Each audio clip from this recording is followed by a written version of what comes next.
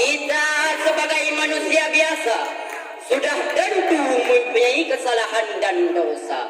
Apalagi pada zaman sekarang ini sudah banyak yang melakukan pembunuhan, perzinahan, mabuk-mabukan. Mungkin kita yang hidup pada zaman sekarang lupa kepada Allah Subhanahu wa Ta'ala. Maka tergugahlah hati Al-Fakir untuk mengupaskan satu syarahan singkat yang bertema Taubatan Nasuha. Semoga syarahan yang akan saya sampaikan bermanfaat terutama bagi saya sendiri. Ada baiknya kepada seluruh para hadirin yang dirahmati oleh Allah. Hadirin Dewan Hakim yang mulia, Allah telah berfirman dalam Al-Quran surah At-Tahrim, awal surat At-Tahrim, awal ayat 8. Bismillahirrahmanirrahim. Ya ayyuhalladzina amanu tubu ilallahi taubatan nasuha. Wahai orang-orang yang beriman, bertaubatlah kepada Allah dengan taubat nasuha. Allah menyeru kepada kita semua untuk bertaubat kepadanya, karena Allah tahu bahwa hamba-hambanya pasti mempunyai kesalahan dan dosa. Buktinya Nabi sendiri bersabda dalam hadis Imam Tirmizi yang diriwayatkan oleh Anas bin Malik.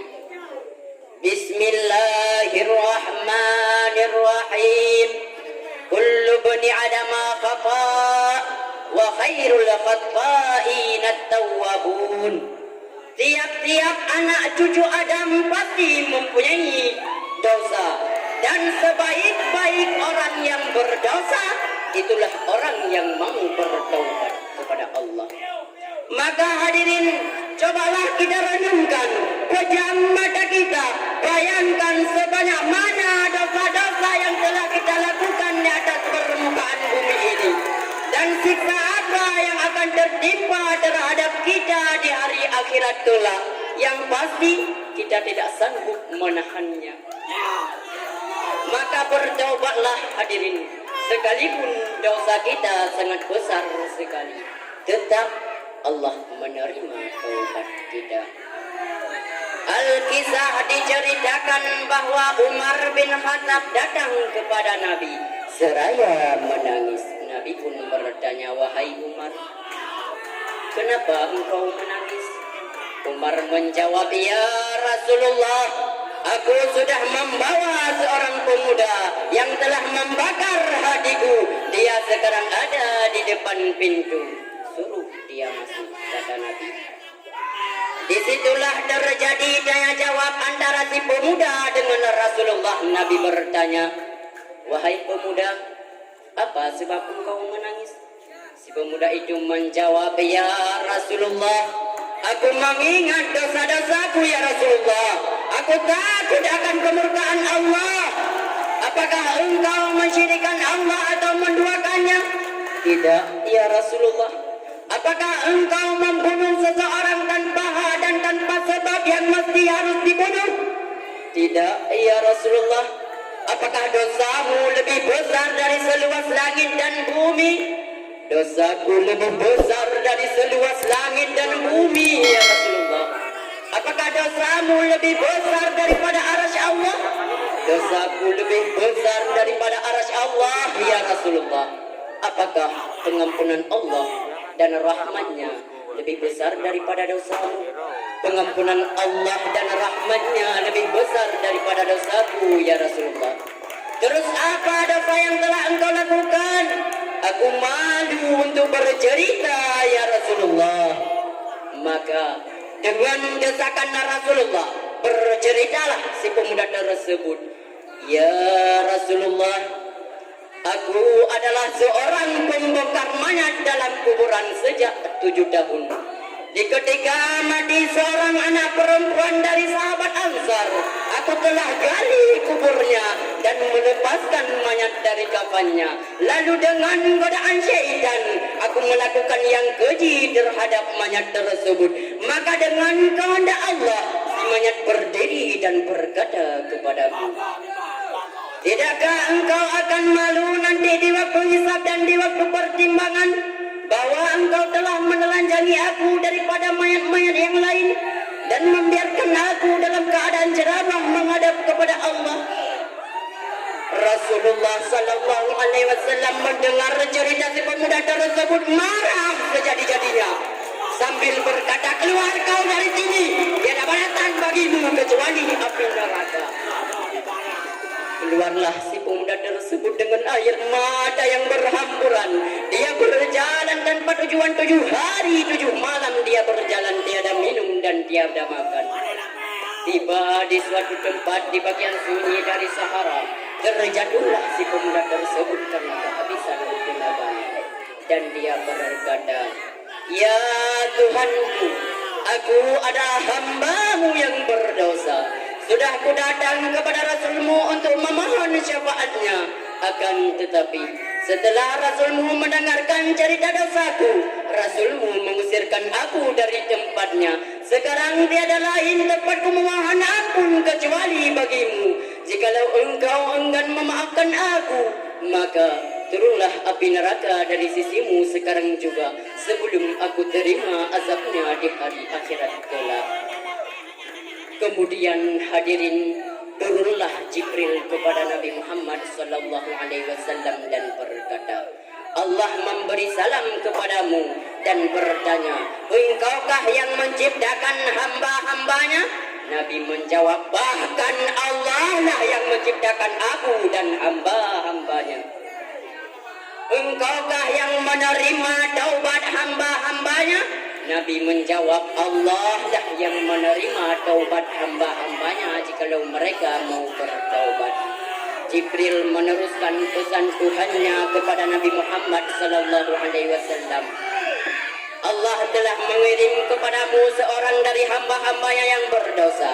Akan tetapi kamu usir orang tersebut dan memalingkan wajahmu dengan sebab satu dosa. Maka bagaimanakah kelak mereka-mereka yang datang membawa dosa sebesar gunung-gunung dan seluas lautan? Engkau adalah Rasulku yang kuutus sebagai rahmat bagi seluruh alam. Maka bersyafaatlah kepada mereka yang berdosa dan ampunilah hambaku ini, karena sesungguhnya aku telah menerima taubatnya. Kemudian Nabi Muhammad sallallahu, itulah pesan Tuhan kepada Nabi Muhammad sallallahu alaihi wasallam. Kemudian Nabi menyuruh sahabat-sahabatnya untuk mencari si pemuda tersebut. Setelah ditemukan, langsung Rasulullah memberitahu bahwa Allah telah menerima taubatnya. Lihatlah hadirin bagaimana dosa si pemuda tersebut. Rasulullah sallallahu alaihi wasallam mendengarnya saja marah. Akan tetapi hadirin sekalian, Allah subhanahu wa ta'ala yang maha rahim, maha rahman, maha ghafur, Allah tetap menerima taubat hamba-hambanya jikalau kita mau bertaubat dengan sebenar-benarnya taubat. Kesempurnaan taubat ada 8 perkara. Yang pertama, menyesali dosa-dosa yang pernah kita lakukan. Yang kedua, mengjazam dalam hati tidak akan mengulangi dosanya lagi. Dan yang ketiga, menunaikan fardu-fardu yang pernah kita tinggalkan. Yang keempat, mengembalikan hak orang lain yang pernah kita ambil dengan secara kezaliman. Yang kelima, meminta maaf kepada orang-orang yang pernah kita sakiti. Yang keenam, melatih diri untuk berbuat taat kepada Allah Subhanahu wa ta'ala. Yang ketujuh, merasakan pahitnya beribadah sebagaimana kita telah rasakan manisnya bermaksiat. Yang kedelapan, menjaga makan dan minumnya daripada yang diharamkan oleh Allah Subhanahu wa ta'ala. Hadirin, bertaubatlah kepada Allah selagi ada kesempatan.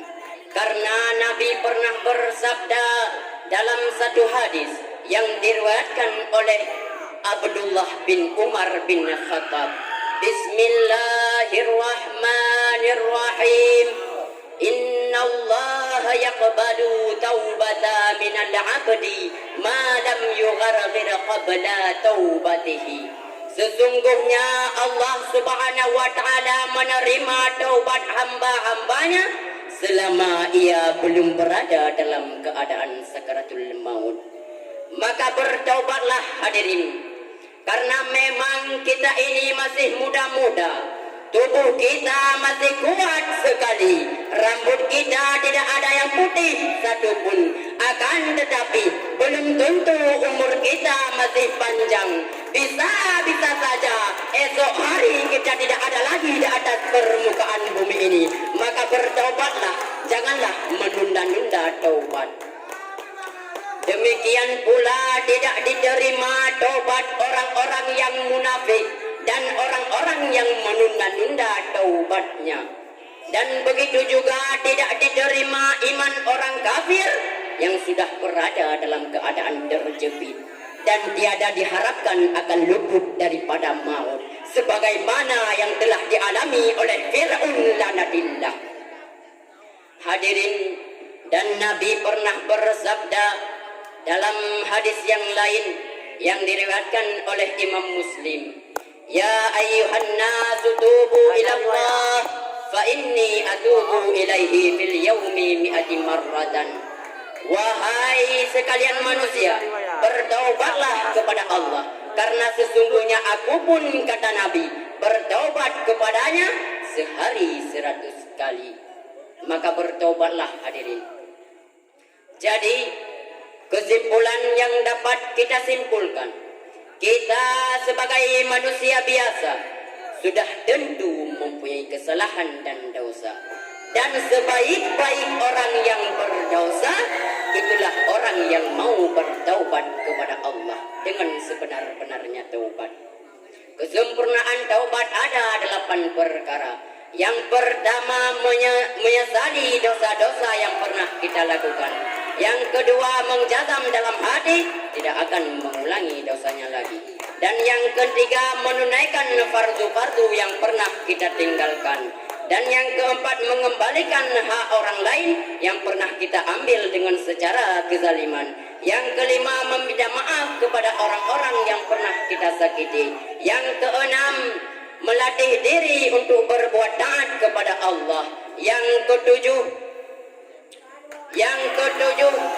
merasakan pahitnya beribadah sebagaimana kita telah rasakan manisnya bermaksiat. Yang kedelapan, menjaga makan dan minumnya daripada yang diharamkan oleh Allah Subhanahu wa taala. Maka hadirin, bertobatlah selagi ada kesempatan. Sekalipun dosa kita besar sekali, seluas gunung, sebesar gunung dosa kita, seluas lautan dosa kita, tetap Allah menerima taubat kita jikalau kita mau bertobat dengan sebenar-benarnya taubat. Hanya demikian yang dapat saya sampaikan. Lebih dan kurang saya mohon maaf. Wabillahi taufiq wal hidayah. Assalamualaikum warahmatullahi wabarakatuh.